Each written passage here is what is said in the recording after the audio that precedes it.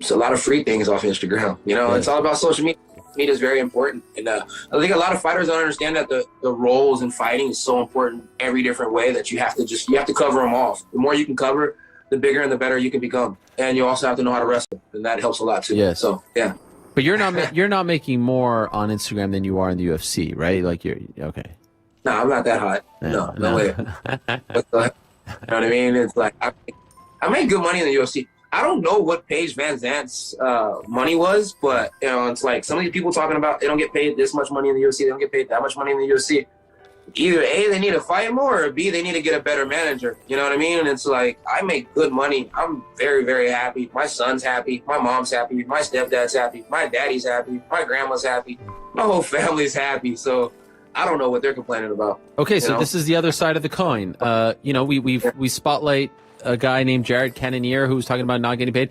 I guess the difference might be, and I believe every word that you're saying, you know, what in the past, I don't know, year and 2-3 months, you have fought 7 times. He hasn't. So that could obviously be a factor in all of this, right?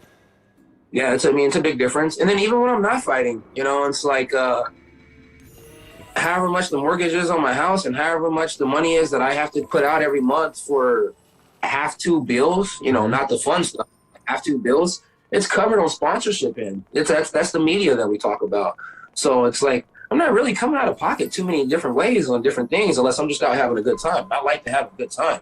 You see the shoes in the back. Yeah. But, you know, like, yeah, I don't understand what people are complaining about. You know, it's like do your job and you will be more than paid, you know.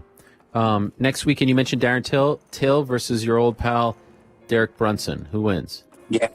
So I want Till to win because everybody knows I don't like Derek Brunson. But rumor is, right? And I always say rumor because it's not 100% true or it's not 100% wrong either. Yep. But if Derek Brunson loses, he retires. And we all know I want all my rematches. So.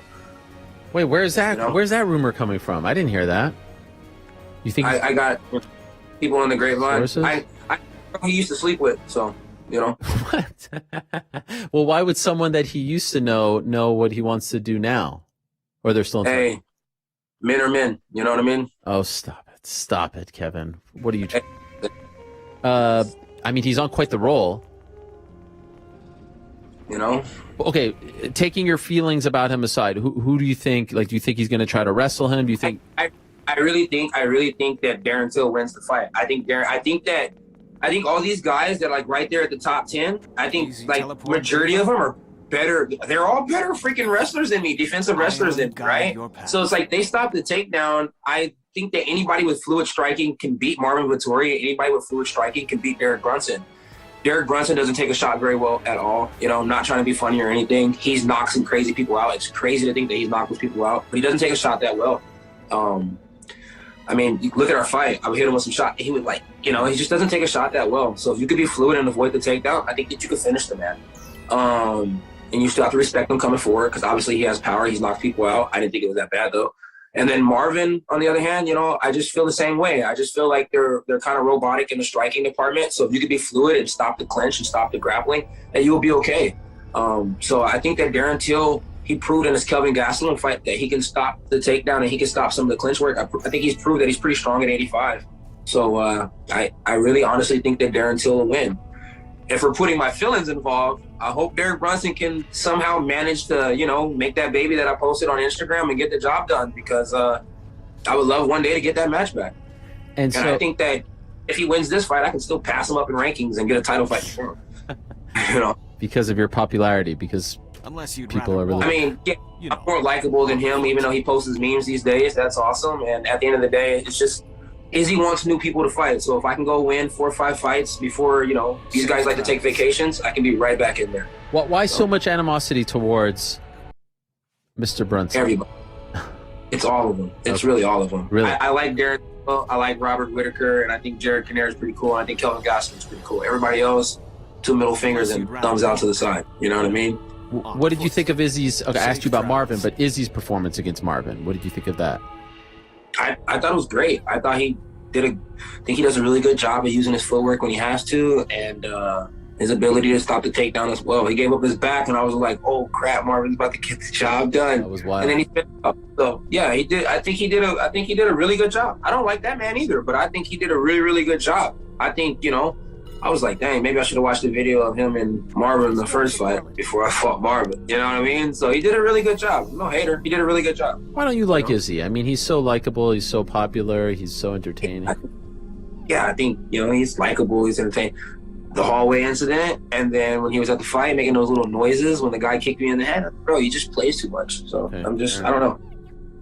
Hey, it's competition. I like competition. In order to like this type of competition, you got to have a little something about him, right? And so, who do you think wins? I got that. Izzy Whitaker. Dude, I don't know, man. It's like Whitaker's really, really good, but once again, man, I think only way Izzy loses is if you can just manage to really, really pull it off at 85. And I don't think very many people have that attribute. Or when he's at 205, because I think now he's fighting people that's, bigger, stronger, maybe not faster, but got that explosiveness and stuff like that. He's fighting more of a harder puzzle to solve at 205 because of the frames. Versus at 85, the man's tall, kind of a thick guy, you know what I mean? People think he's skinny, but he's not that skinny. Right. So, it's like, it's like, I think he does really, really good work at 85. At 205, it's a little bit more of a puzzle. And here's the big one, Kevin, and then I'll let you go. The big one. All right. Jake Paul, Tyron Woodley, who wins? Oh, come on, man. Tyron Woodley's been doing work with Floyd, so maybe he looks a little bit more fluid with the boxing.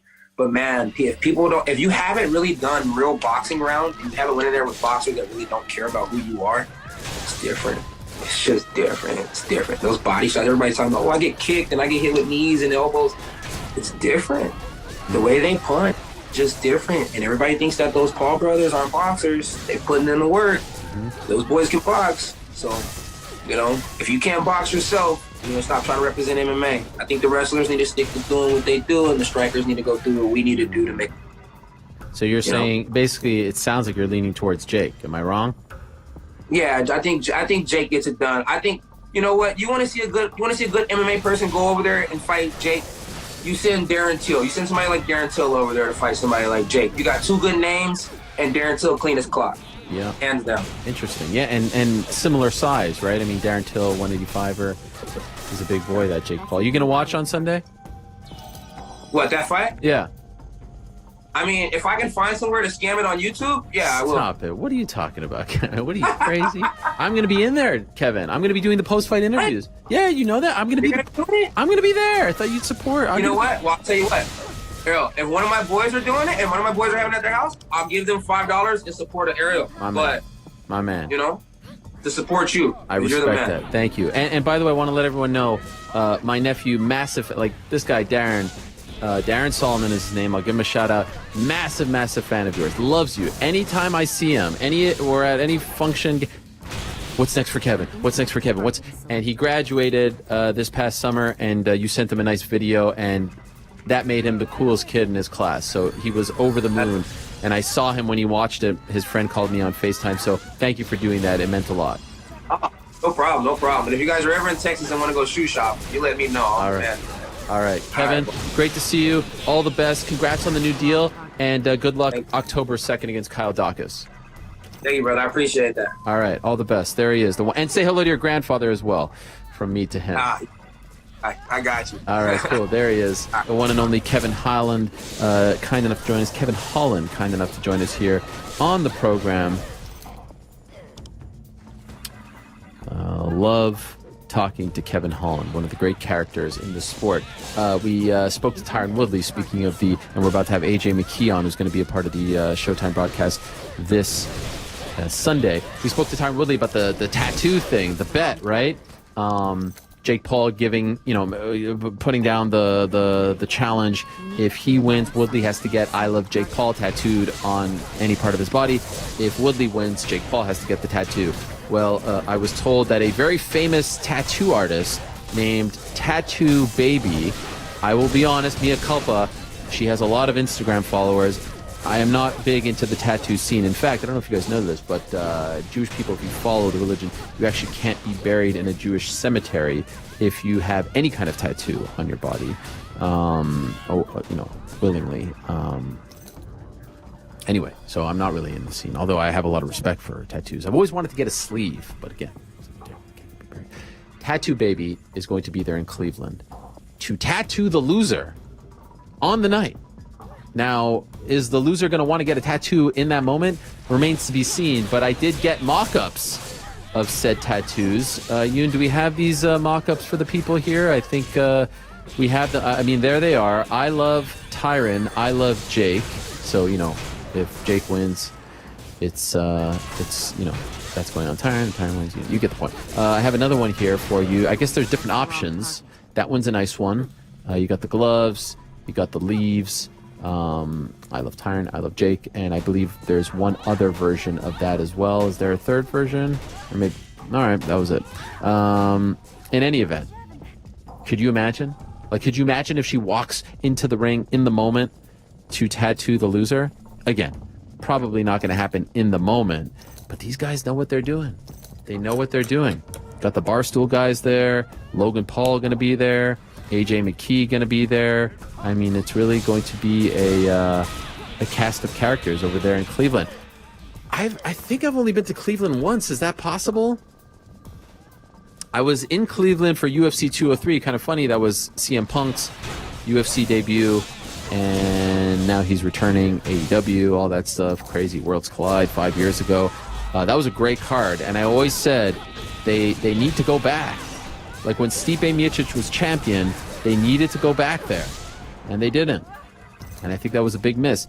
That crowd, that noise that they made when Stipe beat Alistair Overeem back in September of 2016 was among the loudest crowds that I had ever heard up until that point, or up until this point. It was known as Quicken Loans Arena back then. I think now it's the Rocket Mortgage Fieldhouse, and this would be one of the biggest fights to ever happen, one of the biggest combat sports events to ever happen in Cleveland. They don't get a ton. Muhammad Ali once fought there back in the mid-'70s, but they don't get a ton. So I'm looking forward to it, and I'm very much looking forward to talking to our next guest. He has been one of the stars of the summer. He is the new reigning, defending Bellator featherweight champion. He is on the come-up. Dare I say, he has already arrived. He just finished one of the pound-for-pound best in the sport, Patricio Pitbull. He's still undefeated. He's the son of a legend. He's about to get paid, and he's going to be my broadcast partner on Sunday. He's the mercenary himself, the great AJ McKee, kind enough to join us. AJ, my man, how are you? And we got Antonio in the house, too. We got Senior up in this, too. What's going on, guys? What up, Ariel? How you doing? It's a pleasure. It's going very well. I'm very happy to have you on. Great to see you. Congrats on everything. And I'm really pumped when I found out you're going to be on the broadcast on Sunday. That's freaking awesome. Congrats, man. I can't wait, man. It's going to be fun. I'm excited, It's going to be fun, especially just stepping into the boxing world a little bit. And you got Tyron Woodley and YouTube sensation Jake Paul. It's going to be a great show. How do you feel about all this? It's a very polarizing topic, right? The Paul brothers coming over. Do you give them respect? Do you feel like they're putting in the time? Do you feel like they're legit? If you can take off the Showtime hat for a second and just give me your raw thoughts on it, how do you feel? Well, having Anthony Prettyboy train with him, and Ant's always kind of trained with us a little bit. He's been with Jake Paul the entire time. He said it himself. He's like, dude, the person he was when we first sparred to the person he is now, he's changing. He wants it. He's hungry.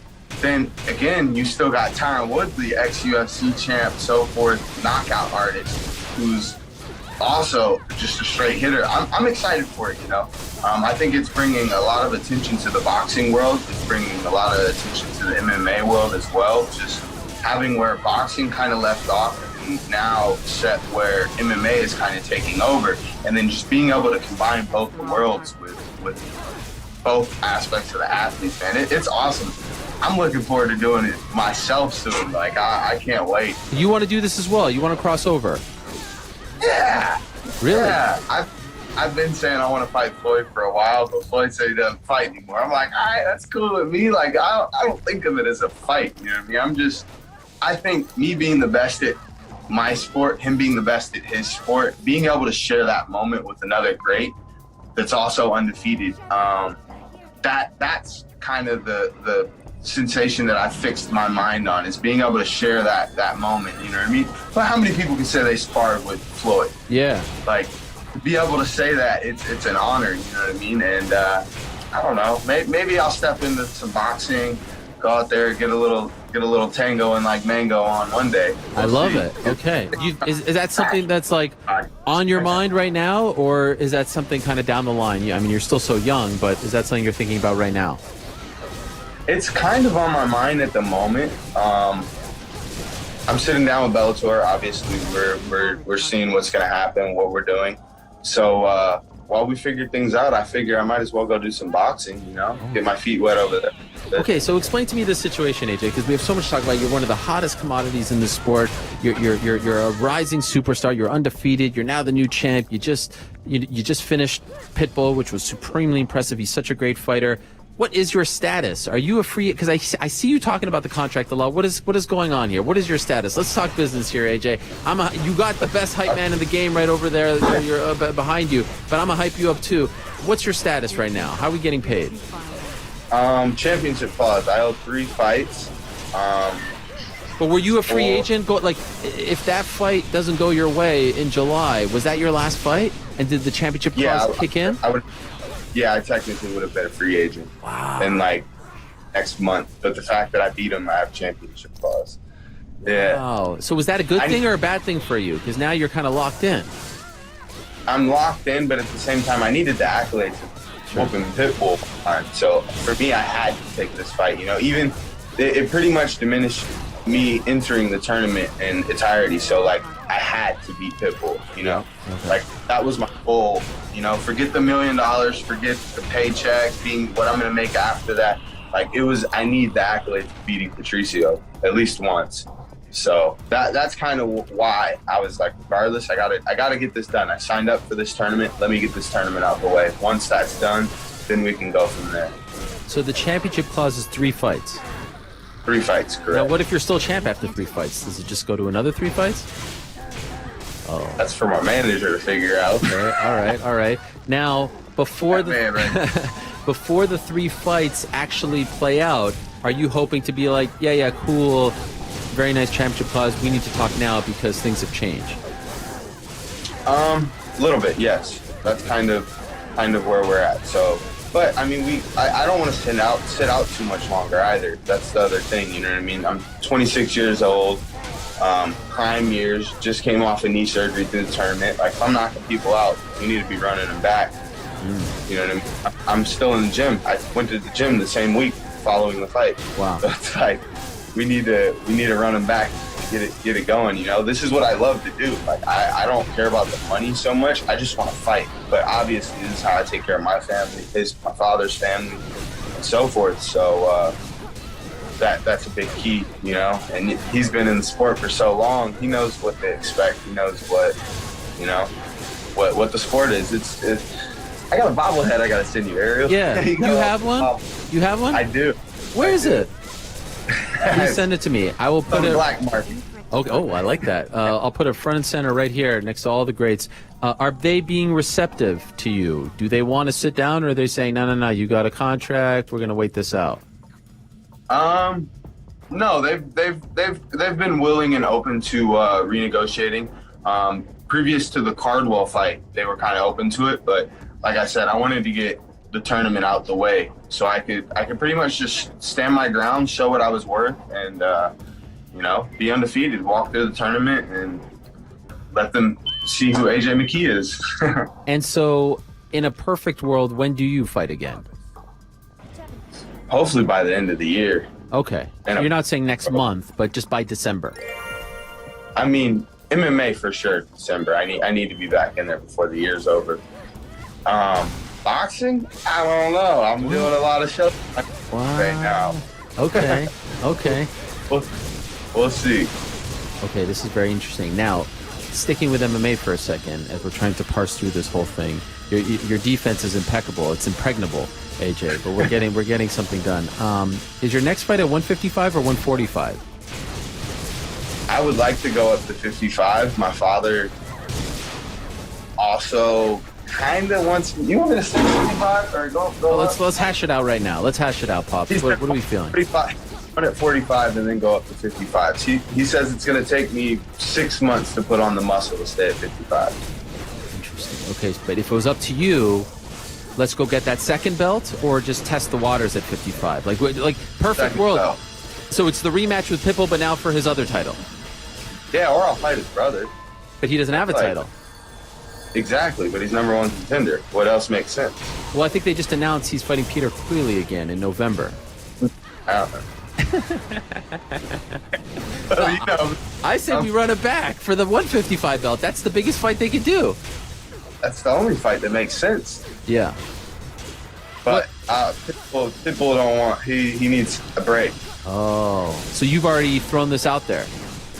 I mean, we go back to 2017. I was throwing it out there. Yeah. You know what I mean? I mean, I want both the belts. That's my cake and me eating it too. This is what I've said throughout the tournament. So I would like that. I think that should happen. You know, it's the fight everybody wants to see. I'm sure a lot of people think it was a fluke the first time. So let's put the icing on the cake. Do you mind if I ask, like, what do you walk around at? The biggest I've ever touched was in 185. Oh, snap. That was obviously lifting a lot of weights, eating 65, 70. Do you feel like 55 you'll be undersized? Like, is that something you're worried about? He's not a big 55 either. You know, like it's the perfect fight for you. Yeah, it's perfect. 155 is. I feel like it's the perfect weight class for me. I no longer have a reach advantage. Everyone kind of has the same reach. Difference is I'll just be a little faster, a little bit stronger than at 45. So see how that goes. Are they receptive to it, Bellator? Do they like the idea of you guys fighting at 155 for his belt? I don't think so. Just because obviously I have fights. I don't think so. I think because I have 3 fights left, and me being at 155 probably it kind of puts the division on hold, but then at the same time it lets me defend off at 155 for maybe those 2 fights and see what's to happen there.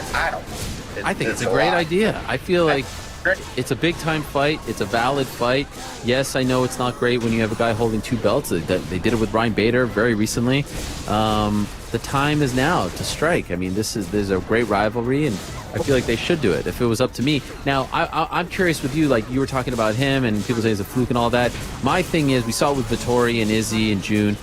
When you get that press conference and one guy is acting all emotional and getting all worked up, like I always say, okay, it's not fait accompli, but it looks like one dude is focused, one guy's not getting rattled, one guy's not getting all psyched up, the opponent's on his skin. And it just felt, when I watched that press conference, I was like, oh, AJ's got him. Did you feel the same way? Kind of. I was kind of in his head the whole time. And then it was the disrespect where I was like, all right, I'm going to give him a taste of his own medicine a little bit. And he didn't like it so much. But for me, it was all shits and giggles. I was enjoying it the whole time, just laughing, you know. I don't take the smack talking too serious. It's part of the game, you know. For me, it's the entertaining side that the fans like. So I don't mind giving it to them. But, yeah. He felt like you crossed the line. You spoke about his family. Yeah, but he spoke about my family. Right. He said, you're going to whoop my ass in front of my dad. Okay. I'm going to whoop your ass in front of your wife and kids. Oh, all of us, I crossed the line. Come on, Ariel. Let's be. Right. I guess someone would say, like, oh, your dad is your coach, so it's a little different to say that, but... Nah. Family's family. Right. That's fair. This is the thing that I was saying after the fight. It's amazing to me because, look, there's a lot of new fans and a lot of fans who are just, you know, getting into the sport now the last 2-3 years, you know, ESPN involved, Showtime, etc. And a lot of them, the younger fans, didn't watch your dad when he competed. And so for me, someone who did watch your dad, who covered your dad, who's been to his fights, like, I can't believe that this is Antonio McKee's son, this guy's flashy, flipping around all over the place. Your dad never got the respect that he deserved, as I wrote on my Instagram, because his style was grinding. He was kind of workmanlike. And you are the complete opposite style of your dad. How did this happen? Was this a conscious thing, or is that just who you are and that's it? Or like, were you like, I don't want to do that. I want to be a little bit different? I would say it was a conscious choice of training by my dad. Myself, he just let me be me. You know, he made a style, which is my style, to beat his style. So as far as wrestling, yeah, like he's got the same style as Khabib, you know, but different era, different time. So a lot of people didn't really respect him for it, versus now, you know, people respect Khabib, obviously him being undefeated, his style, just brawl. My dad made a complete style to beat his style, which was obviously, it's a little flashy on the feet, but that has to threaten him to the point to make him rely on his wrestling. And once we get to the ground in the wrestling, I have jiu-jitsu, I have the striking from the ground as well. So he kind of watched me early on in wrestling, and then he just added little things here and there. Hey, add this. This looks good. Keep this overhook, this underhook, in this position. And yeah, here we have the new mixed martial artist, the mix of all the. Was there any part of you as you were coming up who said, my dad didn't get the respect that he deserved, I'm not going to let that happen to me, I'm almost doing this? Of course you're your own man and you want your own story and identity, but it's almost like putting that respect on the McKee name as well. Like people need to recognize. Have you like, is that almost like a chip on your shoulder to not only do it for you and your legacy, but a little bit for his legacy as well? In 2021, we're talking about Antonio McKee. If you're not doing your thing, we're not talking about Antonio McKee, right? Because he's your dad. And so I feel like almost in a weird way, your success is almost doing like a little bit of revisionist history on how good he was as a fighter. Do you get what I'm saying? Exactly. Yeah. Rampage actually told my dad many years ago. He was like, dude, your son's going to be your revenge. And just watching, because I mean, as a kid, we'd always go over to Rampage's house. You know, he's got this big fat house and like out by Kodo. So it's like he lives, like he's got that nice fat house. You know, we go hang out with Chuck, Randy, like all Tito. I'm like, Dad, I watch you beat all these guys up. Where's our big house? You know what I mean? Like, so later on, just kind of getting older and then seeing what the world is and just growing up, you know what I mean? Seeing what mixed martial arts is all about, I had a statement to make. And that's why I said this is just the beginning. Being a world champ was just so I could hang my picture on my dad's wall next to his picture, you know what I mean? So I could give my grandkids one day. So that's step one, you know, be a champ.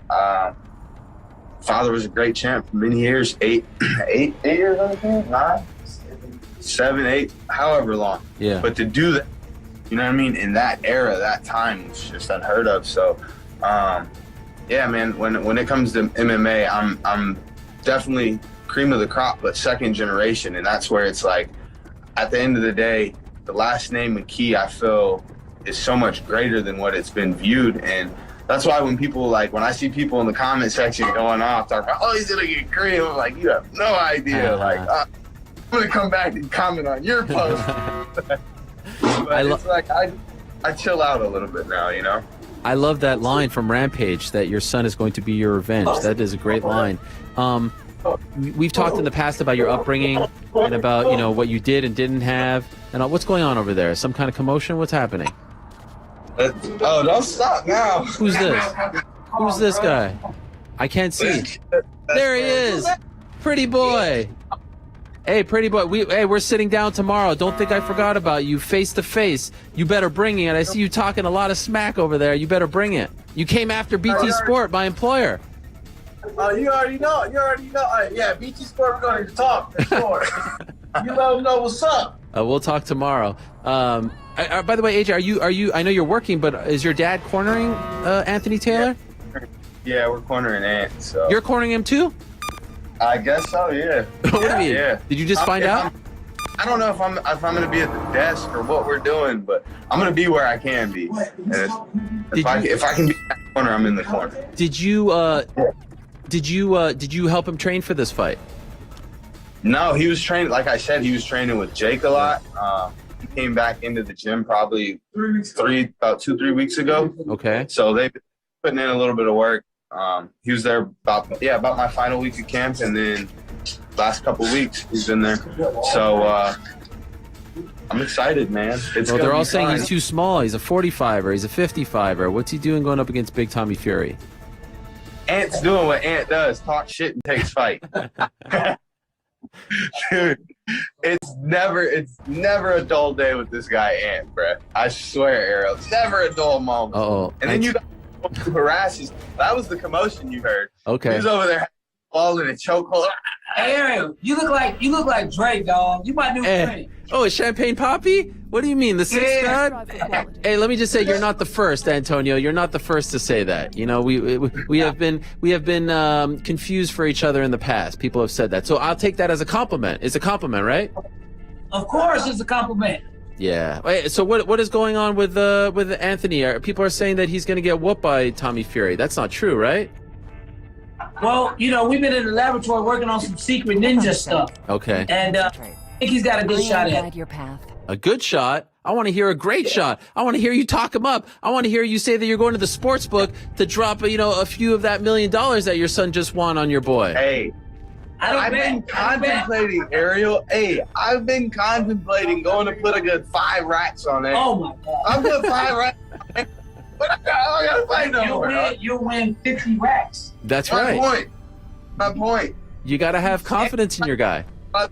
Punch, close his eyes, and it lands. Hey, Ariel, Yes. I guarantee you I'm going to win that fight. I promise you that. Watch. I promise you.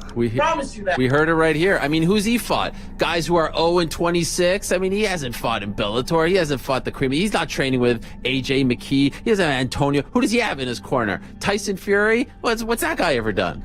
Who's Tyson? Come on. Oh, but yeah, it's man. I'm excited for it. It's going to be a great event. And then obviously you got Woodley. You think he wins? Wait, let me tell you. I do. Really? I do. I think he wins just because of. Hey. See, look, there he goes harassing. I mean, what's people here. going on? Jeez Louise, what's happening over here? He's wrestling him? It's a boxing match. Yeah. We don't need to train with that. But yeah, I think Woodley pulls it out. He's got his mom back in his camp. I saw him down in Miami. She's going everywhere with him. So Mama Woodley ain't nothing to play with. When you got your mama in your corner, making sure your P's and Q's is cooked right, you know what I mean? I think that'll be all right. But then at the same time, you got Jake Paul. He's a young up-and-comer who hasn't really got his feet wet in any hand-to-hand combat sports besides boxing, and he's on fire for boxing. It's not like he has to worry about Woodley taking him down. But the dangerous part is Woodley's a power puncher. You know what I mean? So we know Jake has a chin. I mean, he's young. It hasn't really been tested too much, so everyone's got a chin when it first comes around, But I don't know. It's going to be interesting. I got to go with Woodley though, just because I've known him for so long. I've known Woodley since I was probably how old was I? Like 7 when I met Woodley? 8. I'm like you, Ariel. I've known everybody for so long. I got to be biased in these situations. Yeah, no, for sure. But when it comes to commentating, obviously, yeah, I have to set the emotions aside. And now, can I tell you one thing, AJ, that annoys me? Like, yeah, I put up this poll after your fight, and I was like, okay, I want to know from the people, who do you think wins? Because it's been a while since we've had champions in Bellator who I think are on the level of the UFC champions, and you're one of those guys. And so I said, AJ McKee, Alexander Volkanovski, who wins? And I got a lot of people say, this is a crazy question, how dare you, blah, blah, blah, blah, blah. You're a great freaking matchup. Volkanovski's amazing, but the idea that he's going to steamroll through you just because the UFC champion is absolutely ludicrous. When you see this, how do you feel? It's cap. It's cap. It's all cap, AJ. Yeah, I think, once again, this is what I've done my entire life. He's spent majority of his life doing other things, playing rugby and so forth. He's a great champion, but this is my sport, Ariel. This is what I do. Like, I'm gonna kill or be killed in that cage. So when it comes to another fighter, especially at 145 pounds, it's not gonna be nice. I'm coming out victorious. obviously, like I said, I've had Ortega put me in a triangle when I was 19. Wow. Up at a UFC tournament. I gotta get that hit back one day. Like, I got a hit list. I took care of everybody in our gym. You know, everybody in the gym, from Brett Cooper, everybody, anybody you can think of that's been our gym. Like, I had a hit list and I took them out one by one. So it's like they don't call me a mercenary for no reason. I signed that document. Like, I go for it. You know what I mean? It's kill or be killed. But yeah, Volkanovski, he's good. He's cool. I don't think he's the best, but I mean, whatever. Who's the best 145er on the planet right now? Hey, kidding me? He fucking blow right through that guy. Try to be nice. No. Watching the style, what the fuck? It wouldn't even go 2 rounds. He might finish him in the first round. What is he gonna do? That guy's too fucking small. We're talking range, distance, timing, speed, strength. That's like a fucking truck running into a fucking Volkswagen. Hey, Volkswagens are fast. Oh, well, that wasn't the argument. I'm sorry. I get it. Okay, then, and I love that. I love Antonio. Well, okay, on the flip side, I also see, all right, when's he gonna? The UFC needs to sign him now. Does that annoy you? Like, Bellator's been home for you. They came, you know, like you were one of Coker's first signings when he came over, right? If not his first signing. Yeah. Do you feel the same way? Oh, I need to go to UFC in order to be as famous as I can be. I know your dad has had a contentious past with the brass over there. How do you feel about it when people say that? It's like I said, the fighters make the promotion. The promotion doesn't make the fighter. For me, I feel at home with Bellator, and the things that I can do endorsement-wise, like I want to get this undefeated deal, I want to go get a Porsche deal, a Cadillac deal. Obviously, I already have a Monster deal. Like, I want the Snickers deal. There's big things with companies that I feel haven't really got their feet wet within the mixed martial arts community. So, me just being what I call myself the new wave, the new era, a younger John Jones, a better John Jones, I feel like I can be the one to bring big endorsements back into the sport, like Nike, Gatorade, just being different, you know, being well-spoken, being able to show them the business side of the world from your camera view, your angle, not just the fighter's angle, you know what I mean? But being able to do the commentaries, the interviews, and being able to be young and articulate and do that on both ends, you know what I mean? I think that's where I'm going to be able to win and be able to bring big endorsements to the table, you know, not just because, okay, they want to mess with Bellator because it's an opportunity to have their logos plastered everywhere, but hey, this kid actually genuinely messes with our product, and on top of, you know, we want to work with him, so if we're working with him, being the business for everybody, which I think that's just, it's kind of like a home family environment at that point, you know what I mean? And I know you're a big Snickers guy. That would be incredible. If everywhere. Are we working on that? What's going on? Are we working on that? I don't. Last night, yeah, they're working on it. Yeah, it's kind of reached out. We'll see how things go. I don't know. Okay. For me, I'm being the best I can be every day in, day out. You know what I mean? Everything else, I feel like will just kind of fall in my lap in due time. You know, other than that, I used to get fixated. Like early on in my career, 7, 8, 9, 9-0, I used to get pissed, Ariel. I'm the best in the world. No one knows it. No one knows who I am. I used to get mad. My career's going just like my dad's. I don't get the respect or recognition I deserve. I'm done. Screw fight. I'm going to hang out. I'm going to party. Like, to where now it's like I have to stay in the gym. You know what I mean? I have to go train regardless. Like, all right, no fight, cool. Let's go train. Like, so I know that no one's catching up. You know what I mean? If I'm light years ahead, well, let's stay ahead so people continue to think they're getting better while I'm getting better. And I think that's the biggest progression space that I've been able to kind of put together. Okay, last thing for you, AJ, and then I'll let you go. I was asking this before, and then we got rudely interrupted by the guests over there. We talked in the past, you had no money, and you're in, like, siblings and everything, and, like, you guys are struggling. Did you ever allow yourself to dream of this $1 million? I'm sure you probably thought of it, but have you already exceeded your own expectations from the young kid who was training with, you know, Rampage and Chuck Liddell? Like, have you already reached the point that you didn't even dream of, or is there so much more that you dreamed of that you have left to accomplish? Nah, I got a lot to accomplish. That's why I said this is just the beginning, Ariel. See the scroll feeds the houses I look at on my timeline. I'm an LA kid, so you know these houses out in LA. It's a little fat. That's why I'm like, $1 million, man. It was a substantial amount of money. It brought comfort, you know, but I gotta break the bank. I mean, I'm dad in a multi-million-dollar house. I need a multi-million-dollar house. I need my 15-year-old brother, when he comes to fight, if that's what he wants to do, my 3-year-old brother, 4-year-old brother, when he fights, he doesn't have to fight at all. You know what I mean? He's 4 years old. He's doing arm bars already, Ariel. I showed him a heel hook last week. He did the Khabib Gaethje triangle. He sat up. He saw me do it in practice and then tried to do it to me after practice. I said, dude, I scratched my head. I was like, hey, didn't I show you? I was like, you saw me do this leg earlier? He starts laughing. Yeah. I'm like, wow. All right, crazy. But yeah, I'm looking to change the sport, you know? I call myself the Floyd of MMA for a reason. Not just to be undefeated, not to just be the best in the world. But man, that $100 million check, you know, that I feel like that's what's going to solidify mixed martial art as a sport. Okay. What is happening now? What is this? What is going on? Oh my! What is happening? Is this constant? Constant. 26 years I lived with this. Oh my. Who's the guy getting submitted?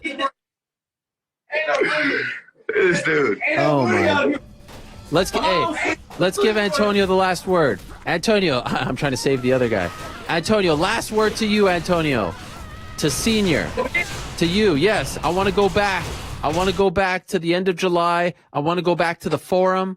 I want to go back to you being in your son's corner when you saw him do what he did to Pitbull. Tell me the emotions after everything that you've been through in your career, in your life, feeling disrespected, the promoters, the people saying that you were boring, all that stuff. What was going through your mind in that moment? I didn't really have emotions. I was proud of him, but we knew this was coming. This ain't nothing new. Like, this kid is something different. Regardless whether I got the respect or not, I live in America. What's different for a black male coming from low-income poverty to being the best fighter or the best wrestler or best at whatever he does and doing it independently? I'm used to that. He's been brought up and trained to beat adversity. That's the way I've had to live my whole life. I grew up in the projects. We know that. So when I don't understand your textbook writing to being successful, don't get upset, but I did it the way I knew how to do it. And so I was able to teach him a better way. And that's, I think, what we need to focus on is him being better than me, from the dressing to the fighting to how he conducts himself and even his lifestyle, but have the same morals and integrity that I carry in the streets and I carry every day on an everyday life. That's important. So I wasn't really excited about it. I was like, okay, phase 1, now let's keep moving. Phase 2, let's keep moving. Phase 3. This has been planned. This kid wrote a check to himself when he was 9 years old for $1 million. Wow. I defense how I was gonna get it, Ariel. Yeah, he had no idea. That's amazing. So this was kind of like prophecy. You know, again, you can't stop God. You may confuse people of not knowing if he's God, Allah, Yahweh, Yeshua. That's different. But the actual creator that give us life on a daily, you can't stop it. Slow it down. At least you might think you're slowing it down, but it might not be in your time. It's in his time, and we don't know that. So we just try to stay spiritually humble and grounded and preach truth and stand behind facts, not fiction. What's going to happen here with this contract? What's going to happen? Is he getting paid? What are we going to do? Well, you know what's right. Let's talk about how black fighters are getting paid in the sport. They're underpaid, straight out. I know the contracts. I've seen them. And they're underpaid. There's going to be black fighters. You think black fighters are getting less than their white counterparts, than the other white fighters, just based off their skin color? Well, it just happens to be a coincidence again. We go pull up all the paychecks and the stuff, the time, and how these fighters were paid. This is why right now you have Francis Ngannou. These guys are not trying to fight John Jones. They're not trying to fight. Why? They want more money. If a company's making the kind of money that the UFC is making, and you're giving your fighters 10, 20% less than that, and it's usually the other way around, like, there's something wrong. AJ should be able to go fight in the UFC for $5 million if Bellator is only going to give him $1 million. Why shouldn't he be able to go and get more money to take care of his family and live a job and do his job, you know? Why would you want to work for someone and know that you can go across the street, there's no harm done, and you can get a better job to take and have a better life? That's what we're in this for. At the end of the day, he's a corporation. The way I look at it, I tell him I don't have the emotions of him being an employee. He's a corporation. I need to do best for the company because our family are the employees. And if he goes out, then all of us suffer. So let's just line this up right. Are they receptive? Well, it's out of my hands now. I couldn't get what I needed across. One, he's my son. Two, I'm his trainer. It seems like a conflict of interest, but when do you know for a black man to go ask a Jewish man to pay his black son money? When has that ever worked? When have they ever wrote a check to another black man for the value of his son? No, I have to let the wolves dance with the wolves. I'm a lion. I can't be in the same place. So what you're trying to say is, correct me if I'm wrong, you're trying to say you had to get management. I think you're represented by CAA now, right? Correct. And they're going to do the negotiations. You're staying out of it. Is that fair? I don't know if I'm going to stay out of it, but I believe CAA works for AJ. Yes. They work for the McKee Group. That's right. That's what they work for. They're employed by us to do a job. I want to hold them responsible for the job that they do based on doing what we want to be done. Gotcha. That's the right way to look at this. That's why I don't understand why everybody is always heckling me and upset. I'm sorry I didn't go to Harvard and come back with a master's degree in vocabulary. I understand the game. I've been here a long time. I've seen the contract. This is an ugly game, Ariel. It's ugly, it's nasty, and you know it. Mm-hmm. And I love my son more than I love life sometimes, and so I want the best for him just like any other father. So why is it such a problem when I speak so passionate about the sport doing right by my son? By the way, who says it's a problem? I think it's great. Man. Who says it's a problem? Wait till people go on your thread. Don't listen to those people. I'm talking about the people who matter. Like the brass, I'm sure doesn't mind. Like, that's your son. Of course you're going to speak passionately about him. Right. Well, let's make them numbers in his bank account right. That's what I'm talking about. That's what I was asking you. Are they going to make it right? I mean, the worst it could be. Look, I own a promotion too. So the way I look at it is, look, either you make this kid happy, or you make him fight out his 3 deals and you let him go. UFC picks him up. Mm-hmm. Right? Now, that's another monster that we got to deal with. Yeah. Right? But the difference is I know what he's capable of. You know, here's a real Conor McGregor. It's just he's got to figure out what lane he wants to go in as far as how he wants to be labeled as a fighter. Do you want to be the shit talker? Do you want to be the guy that comes in and take care of the shit talker? Yeah. Well, I say you could be both. Why the heck not? You guys are doing great things. Congratulations to you and your son and your family. And I look forward to seeing you guys out there.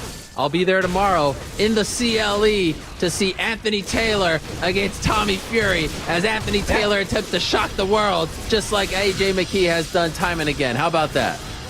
Hey, it sounds good, like a plan. For the underdog, you do it. We love it. All right, take care, guys. I'll see you out there. Good luck, and thank you for joining us. Likewise. See you soon. All right. There's the McKees right there. How do you not love those guys? They keep it real. I love it. Antonio McKee, a real OG of the fight game. Telling it like it is. They need to do whatever it is that they need to do to keep him around. And it's not like, you guys think that like they're just going to come in there. You think they're just going to come in there and say, you know, hey, UFC, take our biggest star. It has been a long time since Bellator had someone, honestly, homegrown, that they built on their own,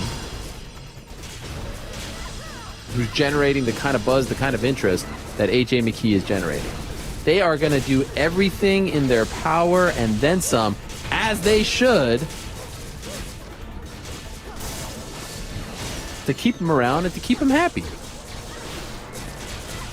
As they should. If it were up to me, and it ain't, I run it back at 155. Keep the momentum. There's a great story there. It's a rematch. I mean, how often does this happen? Rarely, if ever. And don't tell me you don't want to tie up the division. You did it with Pitbull. You did it with Bader. I mean, you tried to do, like Rory, all that stuff. Come on. Now's the time. Now's the time to pull the trigger. This man is on fire, and he's a name that we're going to be hearing about for a very long time. That was a lot of fun. I'm looking forward to seeing Anthony Taylor this weekend on Sunday against Tommy Fury. All right, let's move along.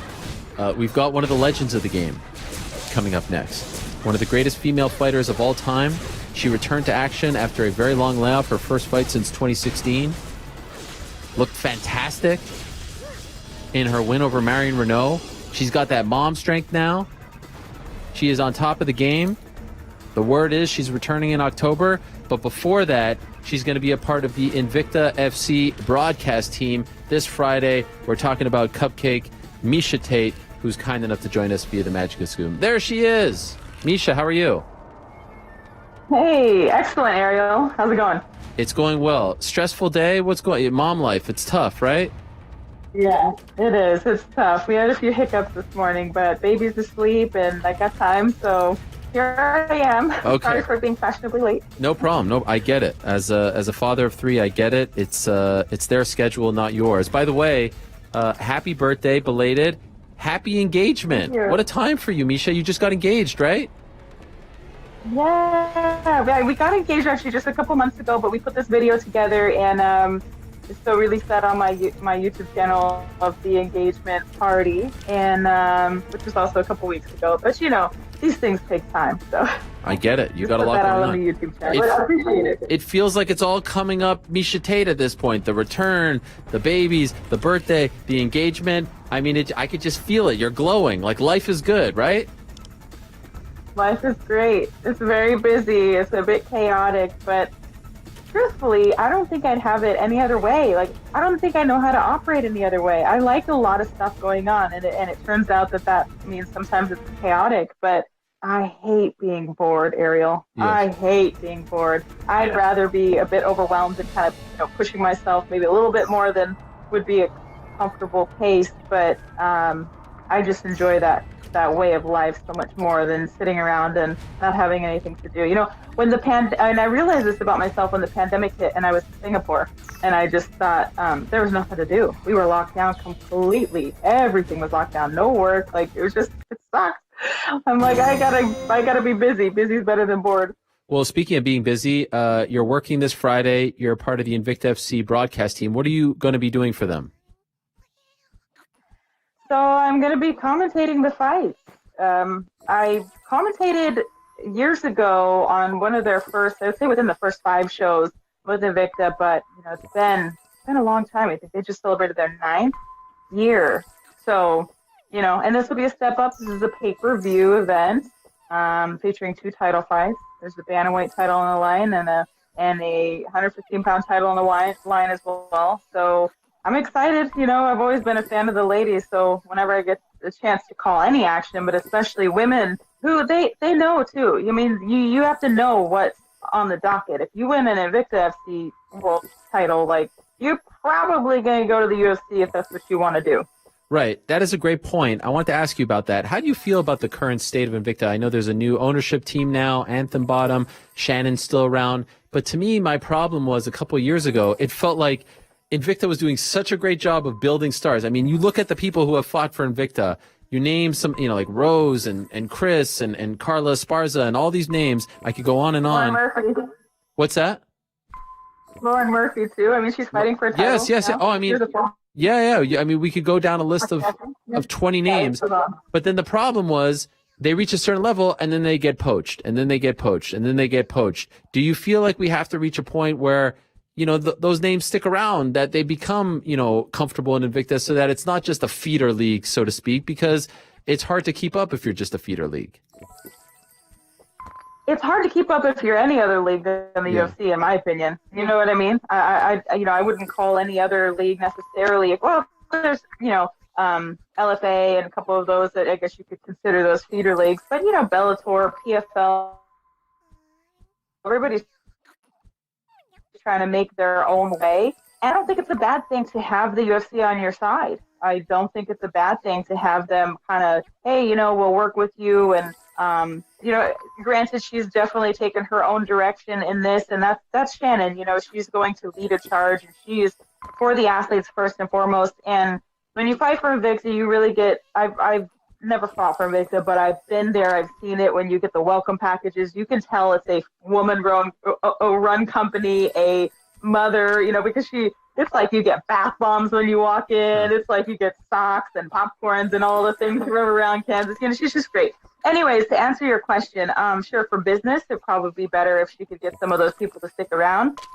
But I think she wouldn't have her own promotion, and she wouldn't have gone out on a limb to do an all-female if she didn't care about what's best for the fighters. You know what I mean? Mm-hmm. So if the ultimate goal and dream and desire is to be a UFC world champion, Shannon's the first to say, who am I to say what you can and cannot do?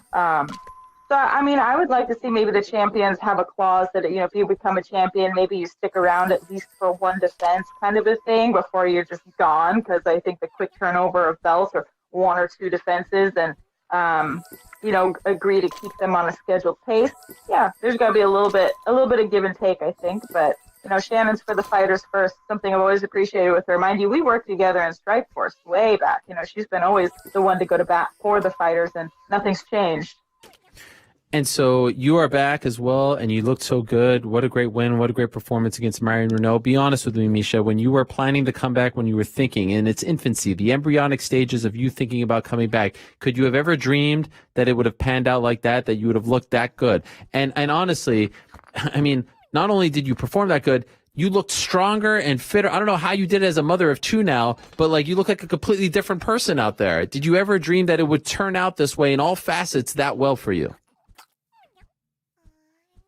Truthfully, I don't think I could have imagined that perfect of a scenario in my head. I had to draw on my former experience. My former experience was, this was the kind of shape that I was in, and this was the kind of, and I knew I wanted to do it better. I didn't want to come back and just be the better version of myself. But when you're talking about the infancy, like those first few thoughts, and when I'm trying to look forward and how long would it take and will I be able to, I just had my son. It took me a year to get, from that point of having my baby, 13 months to getting back into the best shape I've ever been into. But I don't think I could have imagined it that way. But that's how destiny has a way of playing itself out in life in general. I think when we listen to our calling and we follow it with our whole heart and soul, there is more to be discovered and learned, and that the foresight is never as great, as what we can see in retrospect. But I'm so glad that I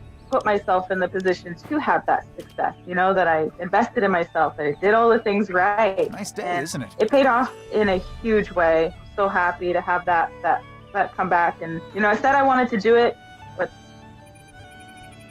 saying it and doing it are two different things. Doing it in front of essentially no fans as opposed to doing it in front of fans, was that kind of weird or a bummer, or was it actually a blessing? Because I'm sure there were some butterflies, some nerves, and now it's like, all right, it's just another day at the gym. It's not 18,000 at T-Mobile Arena. How did you feel about that? Gosh, it had been so long since I had fought at all. It's almost like it just felt like being at home. I didn't really distinguish that there was such a huge difference. I had a few of my teammates there who were fellow UFC fighters, right? You get to go if you're a Las Vegas local. And then I had my parents were there, Hey, come here. and that was it. My manager, deal for so I had some cheers in the crowd, and that was enough. I really felt like there was nothing that was going to deter me from winning that fight, whether there was no audience or there was an audience. I had just prepared for that. We've been in a pandemic for so long that I knew what I was getting myself into, right? I knew that there wasn't going to be any fans, and no, it was cool. I I didn't care that I wasn't on a pay-per-view. I didn't care that I wasn't the main event. I didn't care that it wasn't. I just wanted to go back and prove it to everybody that I was serious and that I'm going to make this comeback and I'm going to make a title run and I'm going to shock the world again. Did you feel like your purpose, your feeling on Saturday morning in your heart, what was going through your mind, did you feel any different because you're fighting for other people now too? You're not just fighting for yourself and maybe your partner, you're fighting for your kids as well. You're representing them. You're a mom now. That's a whole different ballgame. Did you feel any different as far as what you were thinking about, what you were feeling in those final moments before the fight? I felt so much more relaxed and at peace knowing that whatever the outcome was, that I still have the stability in my life, that my kids will be there, my partner will be there, my parents will be there, my family will be there, my friends. And I truly believe that has made me so much more dangerous because I used to fear losing in a way that was unhealthy, that would take away a little bit of my, risk, even though you're here. You think about that and you might look and you might not say like, oh, in her career, she took a lot of risks or whatever. Yeah, I mean, when I really needed to, I did, but I was always so afraid of if I lost, that's what I was. I was a loser. That was my identity. Now I have a complete identity outside of just being a fighter. So I come back for the first time in my life fighting only because it's my desire, it's my passion, it's what I truly want to do. I'm doing this for the first time for myself, for nobody else, with no extra outside influence in a negative way, in a positive way. It's just about me and where my mindset is. And I just think it makes me that much more dangerous because truthfully, I can go out there and throw all caution to the wind. Like if I lose, God forbid, if I lose, I still get to go home and kiss my kids and have a great life. Like my life is awesome. So all I can do is put 100% in there. And that's what I'm going to do every single time. I have no fear of losing, no fear. So I'm just going to go out there and I'm going to kick ass and I'm going to win, right? I think when you take away that, it adds to the other side, which is like going to benefit me towards winning and you don't fear losing. As you know, MMA media, a little bit crazy. We can get a little crazy. And you made these comments on your radio show on Sirius that the 98% and all this stuff about the pay, and it kind of spread like wildfire. And then you felt the need to clarify your stance and that you're very happy and you're not complaining and all this stuff. What do you want to say about all of that? Do you want to clear the air here? It's a different platform. You were trying to make the point that there's just a lot that goes into this. It's not, hey, you get money and then you go to the bank. There's taxes, there's managers, there's coaches. I'm assuming that's what you were trying to say, but it felt almost, at least to me, like it was a bit annoying to you that it was being taken in a different context or maybe misconstrued. So I wanted to give you the opportunity to maybe clear the air if you want it. Oh, absolutely. I really appreciate that. What I was trying to say is that it's not all, like you said, just money that gets to go in the bank. There is, 60 to 70%. I spend it closer to 70% of my check on, right? It'll go to taxes, it'll go to coaches, it'll go to all these different things. I'm okay with that because that's me investing in myself. I'm not going to complain that I'm in a 37% tax bracket. That means I'm making a lot of money. You know what I mean? Having to pay taxes is a good thing. And also paying my coaches. I have more coaches. I have more people who understand what's going on in the game. And hey, you know what? It's all right. Like, I'm down to spend the money on myself. I spend all organic, grass-fed. If it doesn't run, fly, swim, or come straight out of the ground, I didn't need it. My diet was very expensive. My food prep, all these things. And to be fair, a lot of them were first-time purchases that will benefit me because I haven't bought it in 5 years. Like you invest in new running shoes, you invest in a new bike, you invest in a new polar heart rate monitor or whatever, like these kinds of things. Like my camp was very expensive, but the results were great. And I'm going to continue on that trend. Ariel would spend every last penny to touch that belt again. I'll spend it all. You know what I mean? I'm not complaining about what the UFC pays me. UFC paid me $200,000. I mean, I wouldn't get that anywhere else, I don't think. So, look, I got $200,000 to spend in my camp. I reinvested it in myself, almost all of it. I don't think that was it wasn't a bad choice. I'm not broke. I own my house free and clear. I own my cars free and clear. Like, I have a great life. So yeah, I mean, I know I'll make hand over fist when I'm a champion again. That's the ultimate goal. So, you know, some fighters don't spend that much money. You know, there's some fighters out there who cut corners. You know, I think Nick Strickland, if I heard this right, that he does not pay coaches or a corner. So but he tells them that up front, like, hey, I don't need you. Maybe he doesn't need you. Know, I feel like I do. So maybe some fighters don't spend that much. Maybe some fighters, you know, cut corners in their training. Maybe they just don't have that all-in mindset. Mine is an all-in mindset right now. I'm not here to play games. You know, I'm not here to take part. I want to do everything I can to be the world champion again. I want to take this division by the horns, and I will continue to reinvest myself. But I just don't think people need to worry so much about like how I'm spending my money. I appreciate the genuine concern, but some people are like, "Oh, you should." Well, you know, if I want to spend 98% of my fight check, that's on me. You know what I mean? If I want to do that for my fight camps and spend it on myself, then I will. At least I have the money to spend.